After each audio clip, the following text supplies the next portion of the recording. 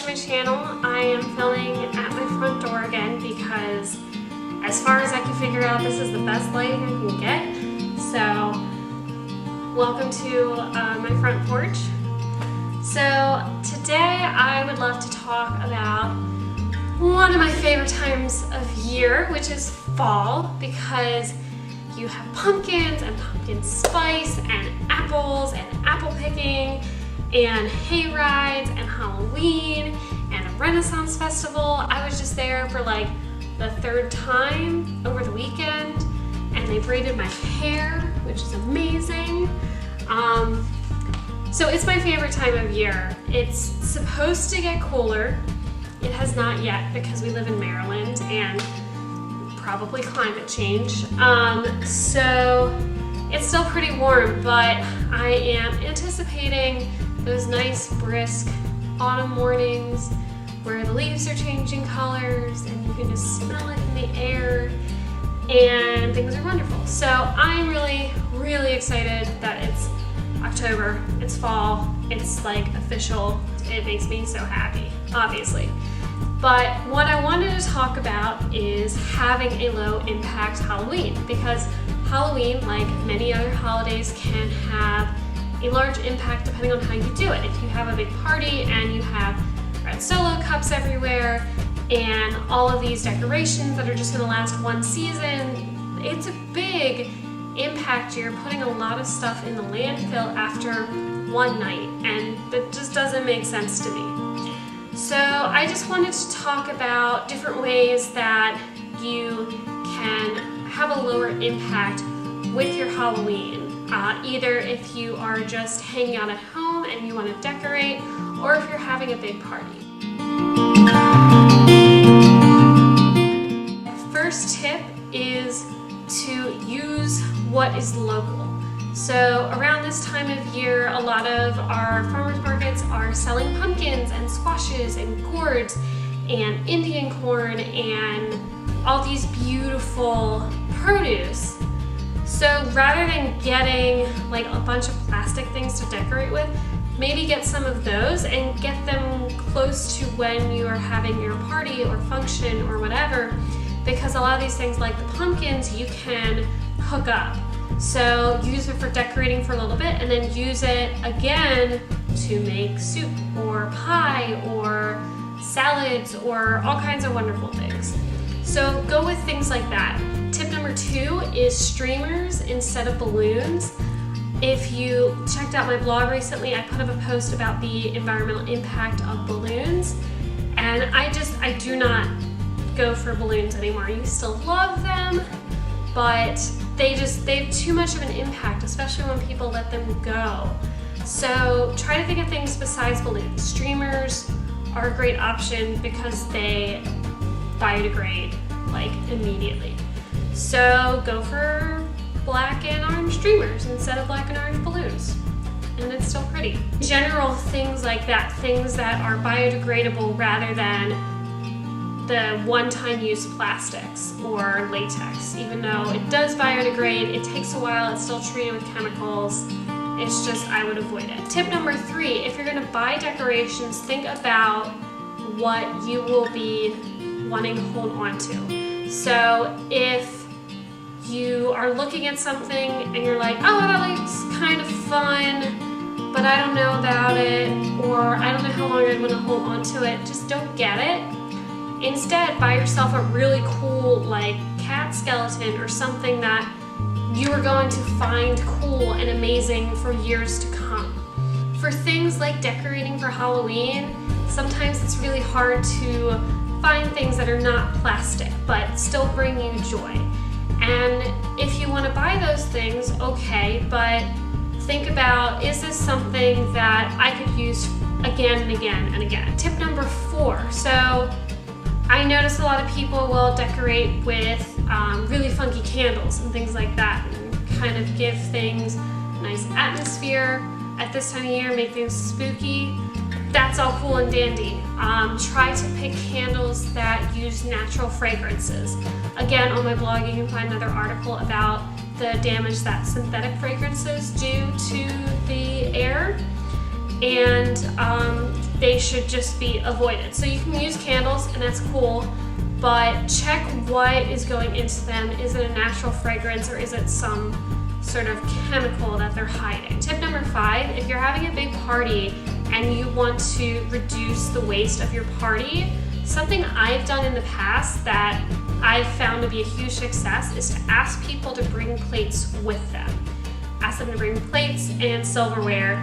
You may need to provide cups, but just those few things can be a big help, because if people bring their own plates, they usually wash them themselves. Like, everyone just washes their own individual plate, and it makes cleanup for you a lot easier, and it also reduces how many disposable items you're using. So I've done this for barbecues. I did this for 4th of July when I had a bunch of people over, and this was a friend's idea that I just kind of like latched onto, and it's been a huge success anytime I've done it. Yes, you will probably want to provide a few extra plates for people that forget, because it happens, but it can reduce not only your workload if you were going to wash all your dishes anyway, but also if you were thinking about buying disposable plates and things, that can eliminate that issue.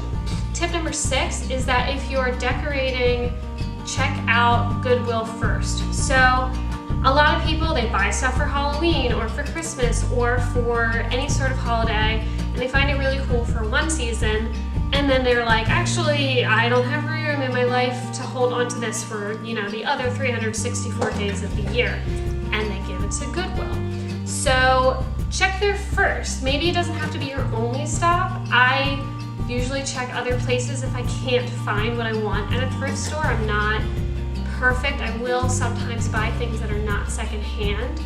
But if you go there first, you're more likely to be able to reuse something that someone else no longer needs. So you can save something else from the landfill. It's going to be cheaper for you, and you can lower your impact. Tip number 7, branching off of that, goes for your Halloween costumes. Goodwill is a treasure trove for Halloween costumes. It's amazing. I've found like Teenage Mutant Ninja Turtle costumes and princess costumes and all kinds of crazy things. And it's so much cheaper. It's so much cheaper than going to like Party City and getting that outfit that you're gonna wear once. So go to Goodwill, and if you have something else in mind, you could start now and just go every weekend, check it out for a few minutes, see if you can find another piece to your outfit, and just put it together with things that are secondhand. Because if it's an outfit that you're only going to be wearing this one Halloween and they're never going to use again, why bother wasting new material? So go to Goodwill instead. Saves you money, lowers your impact. It's just awesome. I love Goodwill. Or any thrift store if you don't have Goodwill in your area. Tip number 8 is shop in your closet. So I have gone as Rosie the Riveter for a couple years. It's a really easy costume. I really love it. It makes me feel super badass, and it's a no-brainer. People know what Rosie the Riveter looks like. It's great. So for that costume, the only thing I bought new was the red handkerchief. And that I went to Joann's, I got a scrap piece of fabric, and I used that. Everything else came from my closet. My mom had an old jean jacket she doesn't use anymore. I used that. I have jeans, easy, and boots, whatever. No one is really looking at Rosie the Riveter's shoes, so I just wore boots that I already had. So that was one outfit I did super easy peasy. The outfit I'm doing this year is kind of still in motion. I may do Rosie again, but I have another idea based off of my other pair of glasses to give you a hint. So if that pans out, I will put that up somewhere, probably on Instagram. And what I have planned for that outfit is all coming from my closet as it stands now. So go through what you already have, ask your family members what they have, or your friends, because some people are holding on to some really funky stuff. And I don't know about you guys, but I still have like random wigs and things that we used when we were kids, so I can still find like crazy stuff. There's no need for me to buy something, especially not something new. And if I can't find something in my house, I'll go back to the thrift store because it's basically my second closet. 9 and 10. What? I'm sorry. I was here first. Anyway, so we don't put up lights, but you might. And if you're going to do that, that's a lot of fun. But maybe instead of having them on all night, shut them off when you go to sleep. I know they may look nice, like Christmas lights and all that look fantastic and it's beautiful, but a lot of places, like I live in the suburbs, after a certain point, like midnight, no one's driving around and looking at your lights. So shut them off. It can save you a little bit of money on your electricity bill, and just think about that. And I'm gonna get back to you with number 10 because my mom's back and I'm trying not to get in her way because I'm standing in the doorway. So that was a little bit of a longer break than I anticipated. It is now the following morning. So I'm quickly filming this before I have to start working. So my final tip number 10, is about makeup. So try to make your own makeup. I went as a Viking warrior shield maiden thing that I just made up to the Renaissance Festival for 2 weeks in a row, and I already had charcoal, which you can get as like for tooth powder, and you can buy it in bulk some places, but it's like a nice multi-purpose thing for DIY, zero waste living, all that. So I used it, I just took like straight up charcoal with a little bit of water and just made face paint for myself. So just DIY things like that. You can use beet powder for things that are pink or red. You can use cinnamon and cocoa powder for browns. I am not as knowledgeable about makeup because I just don't wear it very much. I wear it for Halloween, I wear it for weddings, and that's about it at this point. I don't even wear it on dates. I can't be bothered, really. It's just sheer laziness. It's really nothing other than that. I think people that do makeup well are amazing. It's like they're like fairy godmothers to me, and when someone wants to do my makeup, fantastic, but I just can't be bothered. So make your own makeup.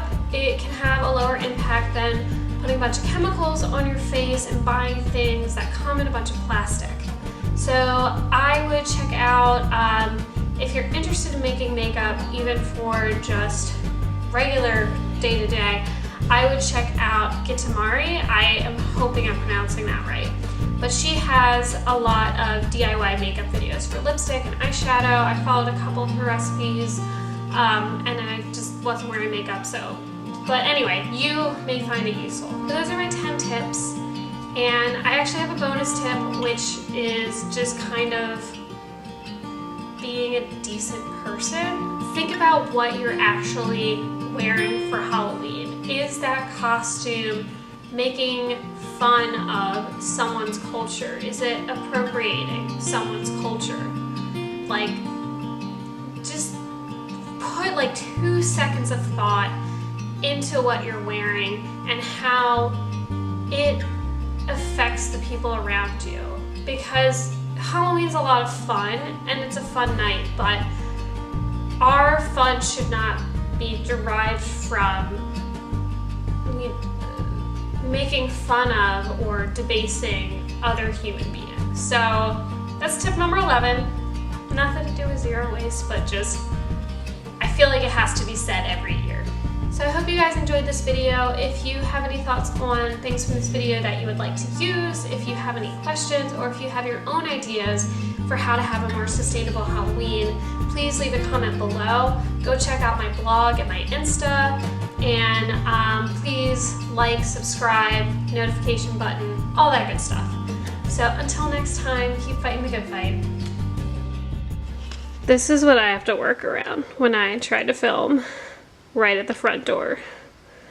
These two boogers.